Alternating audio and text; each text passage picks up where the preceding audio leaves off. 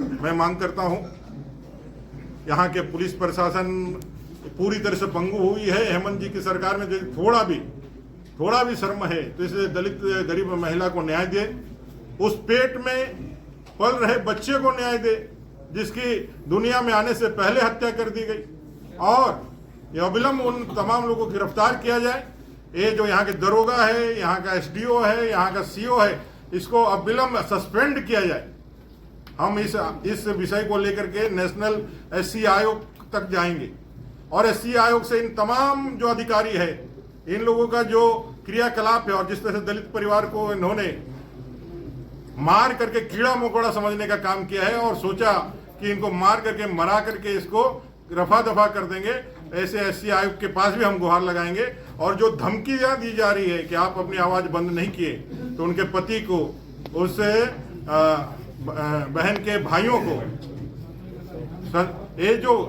धमकी दी जा रही है संतोष साहू और उनके गुरु के द्वारा बार मार देने का,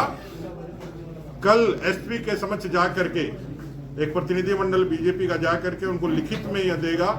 कि भाई इनके परिवार की सुरक्षा दी जाए। आज आपके माध्यम से मैं कहना चाहता हूं, अगर इस परिवार का और इस आंदोलन के साथ खड़े हुए किसी भी व्यक्ति का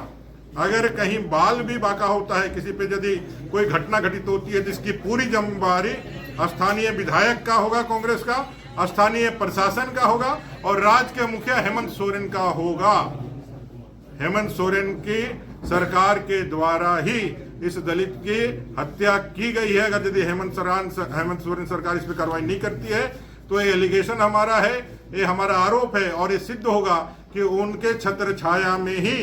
इस दलित परिवार की हत्या हुई है और आगे यदि कोई घटना घटित होती है तो उनके संरक्षण के कारण ही होगी। यह मैं आपके माध्यम से प्रशासन और राज्य की सरकार को कहना चाहता हूं, अविलंब सारे जो दोषी है वो गिरफ्तार किए जाए,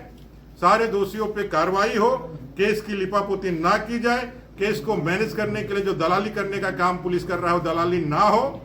न्याय मिले और ऐसे लोगों को जो ये काम करते हैं उसको एक सबक मिले और ये तमाम एसडीओ हो, चाहे अपना सीओ हो, चाहे थाना प्रभारी हो, अविलंब बर्खास्त किया जाए। इस मांग के साथ आज हम लोग यहाँ पर आए हैं। आगे इसको हम लोग बढ़ाएंगे, अपने प्रदेश में भी अध्यक्ष जी से और बाकी लोगों से बात करके, अपने नेता प्रतिपक्ष बाबूलाल मरांडी जी से बात करके आगे बढ़ाएंगे। और अगर यदि गिरफ्तारी ना होती है तो इस आंदोलन को अंजाम तक पहुंचाने के लिए और ज्यादा हम जमीन पर उतरने का, सड़क पर उतरने का काम करेंगे।